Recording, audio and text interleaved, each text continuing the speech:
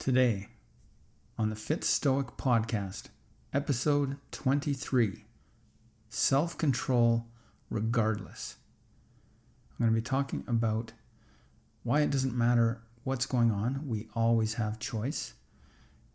And we'll explore what those choices are and how the choices that we make to exert our self-control affects our experience and our results. All right, welcome to the show. I'm Corey Samuelson. We're going to look at self-control, which is so fundamental, and especially for Stoic strength. And when I talk about self-control, there's always the silent word virtuous tagged on. So Stoic strength is virtuous self-control in the moment of choice. It's operating with excellence. So it's very important that we keep clear that we're not just talking about being very disciplined in our actions, because we can be disciplined, we can exert our self-control, but we could be doing that to our own detriment or to the detriment of others, to society, to the environment, whatever it is. We're trying to be as excellent a human being as it's possible to be. So sometimes I just use the word self-control without saying virtuous self-control, but I always mean virtuous. So today I'll be reading from the Gymchiridion, chapter 17, Self-Control Regardless. Begin quote. Your circumstances are what they are. Exercise virtuous self-control regardless. Whatever body you were born with can be considered the hand you were dealt. You can never have had any other cards than the cards you were given. But how you play those cards is up to you. If the cards cannot win this hand, it is yours to accept the loss with grace. If they are advantageous, then you have an opportunity to win. Either way, it is up to you how you play regardless of the cards. Play with honor and excellence. End quote. So in this chapter, I use the example of the body that we're born with as, in this metaphor, a hand of cards that were dealt in a game. In this case, it would be the game of life. So some people are born completely healthy. Some people are born with health challenges. Some people are born tall, some short. Some are endomorphs, some are ectomorphs, some are mesomorphs. If you don't know what that means, it just means that we all have a bit of a genetic propensity to either carry more fat, more muscle, or be extremely lean, that kind of thing. And I wear glasses. For whatever reason, my eyes started giving me a little bit of trouble when I was in grade 7. Actually, leading up to that, I think I got glasses in grade 7. Some people have great vision. And on it goes, right? The body is what it is. But at the same time, if we go and look at it further, the circumstances within which we're born as well can be considered the hand that we're dealt. And then not just the way or the country we're born in, the parents that we have. Also, when we're younger, we don't have as much choice. So we move where our parents take us or where the circumstances lead us. And again, on it goes. Circumstances are what they are. But when we get to the point in our lives where we can actually start to take responsibility for ourselves and our circumstances, or the ability to start to direct our lives to change circumstances, that's where our self-control, and specifically our virtuous self-control, really starts to become, or can become, a real driving force. We're no longer at the mercy of the circumstances. we start taking responsibility for our experience. As per the title of this chapter, self-control regardless. And as I said, we always tack on that first word, virtuous self-control regardless. It doesn't matter what our circumstances are, we have choices.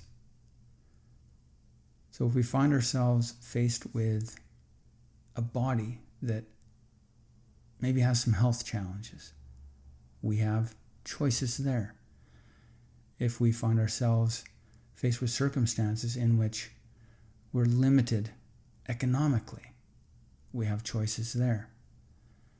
Now that doesn't mean that we can just choose well and the circumstances change as a result. That isn't within our control. Even when we try our best, or when we do our best to influence the circumstances, and ideally we'll do that to make a more excellent circumstance for ourselves and others, the circumstances themselves may not respond. There may be challenges that we can't change, that are entrenched. For example, if my hip joint doesn't allow me to go into a very deep squat, if we're going to look at our health and fitness, and it has nothing to do with the flexibility of my muscles, it actually has to do with the way my hip joint and the bone within both the femur and the pelvis interact. If that's the case, barring having some surgery, that the bones themselves don't allow it, then that's the way it is. And I have to live my life with that. So as an example, this did require surgery, but my father was born with a shallow hip socket. So he had a lot of stress over the years just going about his day. And he was active. He was an outdoorsman. He was in the military when he was younger in Sweden. And over time, he started to, as he got older, feel pain in his hip because it wasn't sitting, his femur wasn't sitting in that pelvis as naturally and as easily as most of us. So when he got of an age where he thought, I can't live like this anymore, the pain was getting too great, he actually did have surgery. And he got an artificial hip socket. And then even beyond that, he had to have his other hip replaced because over time, as he was compensating for the poor hip, his healthy hip took a lot more abuse than it normally would. So again, in this case, he chose to then replace that hip. So now he's got 2 artificial hips. And that worked out for him. But sometimes maybe that's not an option, or it doesn't make sense to do that. But there are still choices. I'm not saying that I do have any issues with my hip joint, but what if I did? Well, then I would have to make choices. Maybe I wouldn't do squats as much. Maybe I'd have to come up with a different way to build the strength in my legs. Maybe running wouldn't feel that great. Whatever it is, there are still choices. I could still make the most excellent choice that is open to me. The other option is the experience that we have with the circumstances that we're faced with. If the circumstances aren't what we would prefer, then we can choose to change them. And if we can't change them, then we can choose to change our attitude about those circumstances.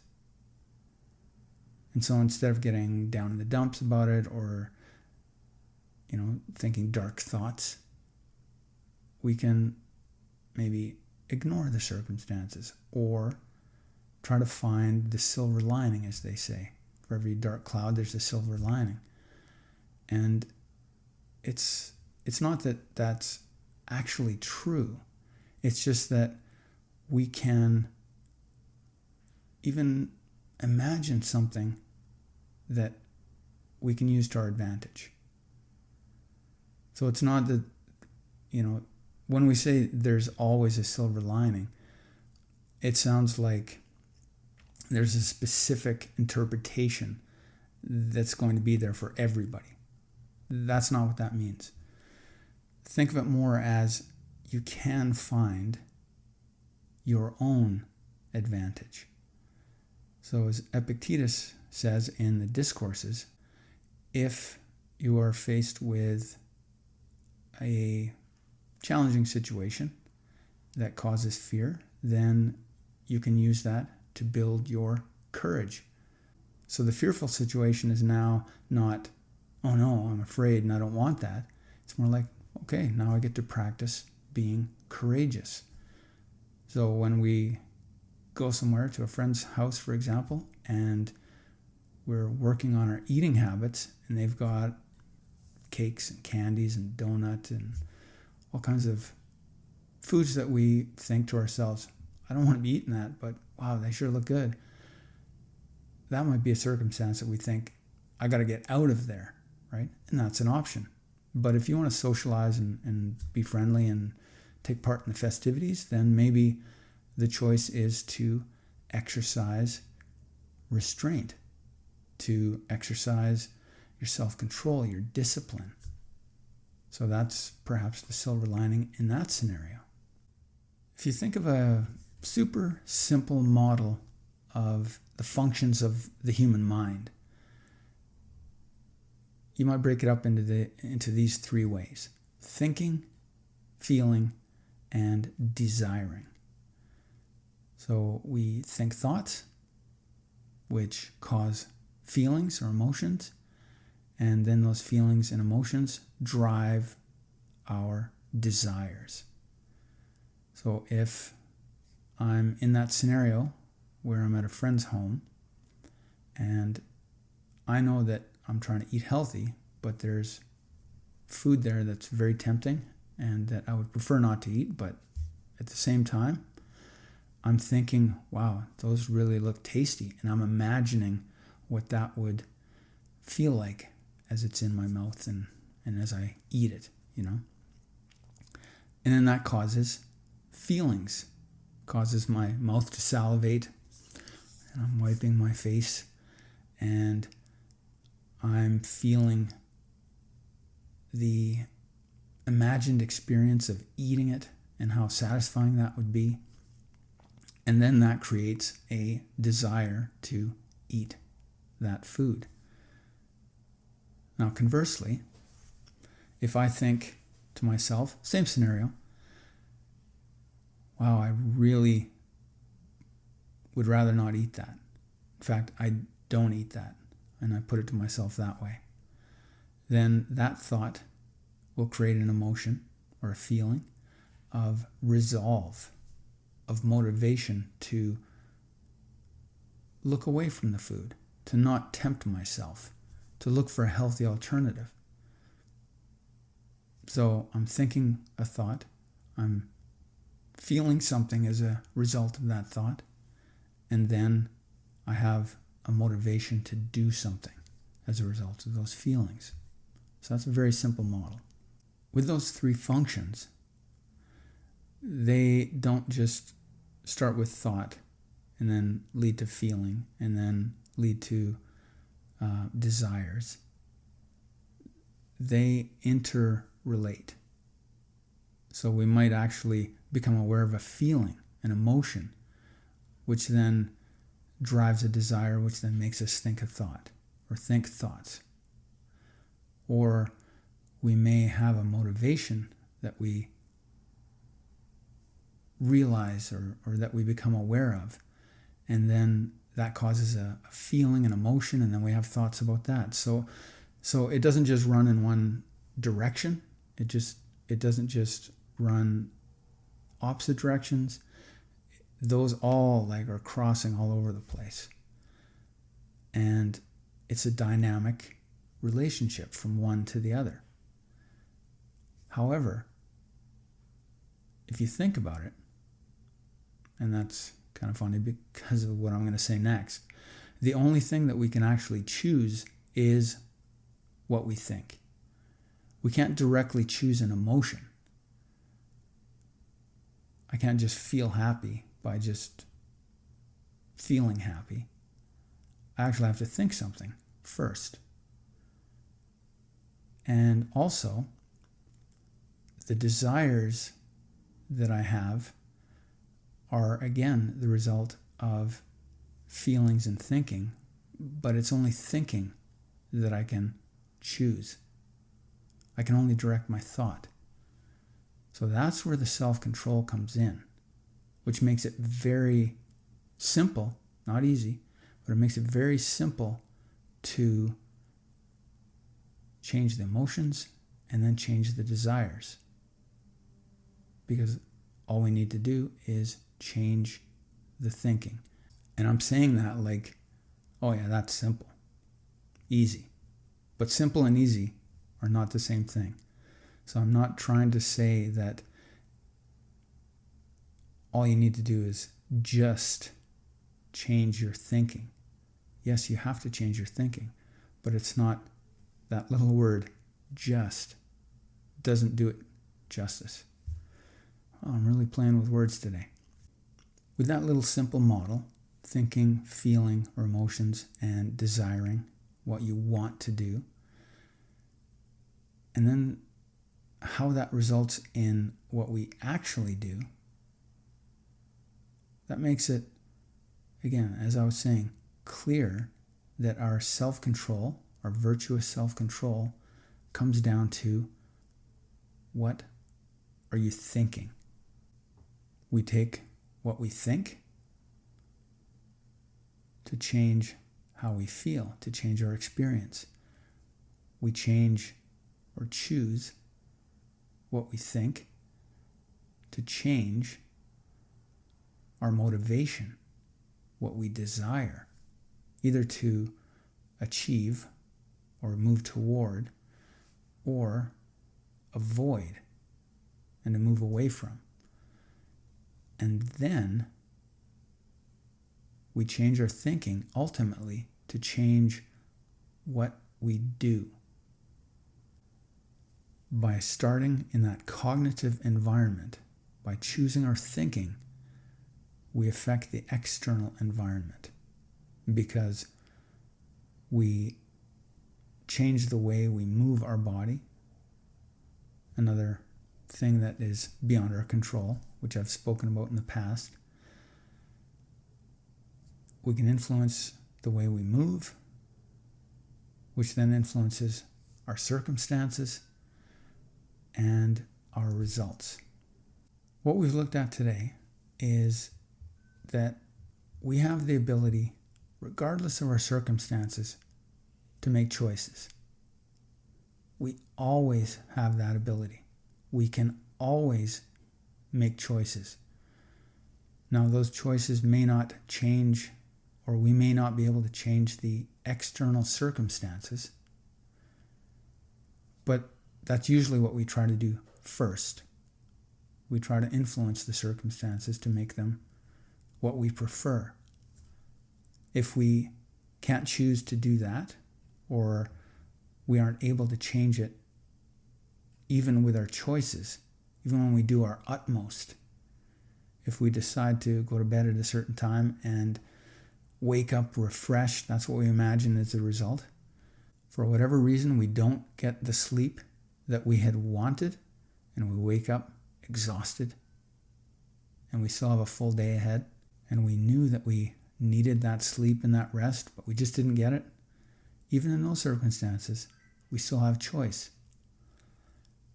And that's where choosing our experience and our attitude and how we think about the circumstances that maybe still are exactly the same, but now we can look for a different interpretation, one in which we can win that game, so to speak.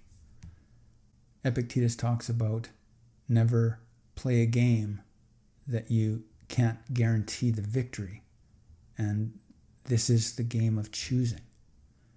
So we always have the ability, if we can't change the external circumstances, we can change the internal experience. So we can still feel good. We can still be happy. When you're faced with an experience that you would prefer to be different, you'd prefer it to be other than what it is, the first thing that you want to ask is, what am I experiencing? What am I feeling right now? What's happening? And how do I feel about it? Or what's happening and what's my experience from this? And you want to try to be objective about it, but at the same time, you want to feel what you feel, because consciously we can take in a certain amount of information, but non-consciously our brain is taking in far more than we are consciously aware of. And our emotions are a way for this biological system that we live in to take in information and then give us feedback on it. So feeling fear, we can feel fear before we're even aware of why we might be feeling it. So sometimes the circumstance that we prefer not to be experienced is, I'm afraid. And then you have to try to figure out why that's happening. Because if that's a mystery, if it's not obvious why, then that's useful to know why. So what's my experience now? Then you can ask yourself, what would I prefer my experience to be? And when you know those two things, now you know what you're feeling, you know what you're experiencing, you know what you're aware of. And then you look at, what do I want to experience instead, or what would I prefer instead of what's happening? Now you've got the point A, and then you've got point B, and then there's a gap.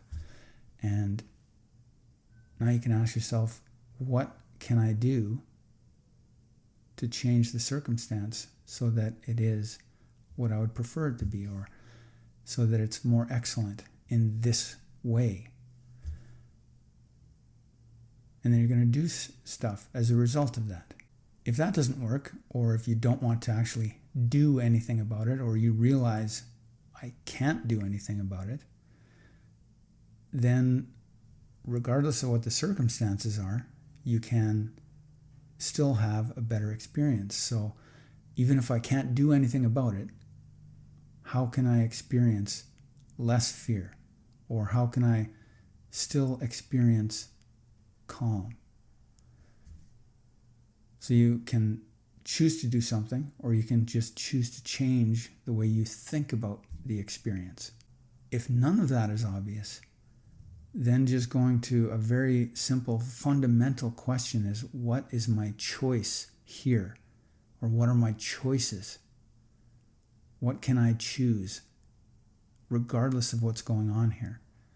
And that's the fundamental lesson from this episode and from this chapter. It's that there's always a choice. So if you ask, what is the choice? What are the choices? Then you open yourself to those possibilities, as opposed to, there's nothing I can do. That shuts everything down. You just stop thinking, and you stop seeing the opportunity for choice and for a different experience. So you want to know what's happening, what's my current experience, what's going on. Then you want to know, what would I prefer? What do I want instead? What would I like to have happen? And then, what can I choose to do? How can I influence this set of circumstances? And if there's nothing to be done, you just have to accept it as is. How can I change the way I feel about it? How can I change the experience I'm having? And just as a very foundational question, what are my choices here? What can I choose so that I create a different experience for myself and potentially for others? That's a very general question, but sometimes being that general helps. If you're overwhelmed with what's going on, then sometimes the best thing is to just sit with possibility as opposed to getting too specific. But questions are phenomenally good for changing our awareness. We can direct our awareness very skillfully with a well-worded question, whether it's very specific or very general. The takeaways from this episode are that there's always choice in any circumstance. Also, that we can exercise our virtuous self-control regardless of the circumstances. So in essence, even if we can't change anything, even if we can't affect the external circumstances, we've still got that ability to change our own experience. So although we do our best to be excellent as human beings, not only for ourselves, but for everyone involved, for society at large, if we can't do that, then how many people can we create a more excellent experience for? If we can't affect society at large, then perhaps just our local community. And if that doesn't work, or we're not able to do that, then perhaps only for our neighborhood. And if we can't do that, then perhaps only for our family. And finally, if we can't even create a more excellent experience for anyone else, we can still do so for ourselves. That's the invincibility that the Stoics speak of when the question is posed, who then is the invincible human being? And the answer is that person who can be disconcerted by nothing that lies outside the sphere of choice. That ability to choose our experience, to choose our own excellence, regardless of the circumstances. Thanks for listening to the Fit Stoic podcast today. If you like what you heard, please do share it with someone that you believe might like it too. I'm Corey. Whatever your challenge, operate with excellence.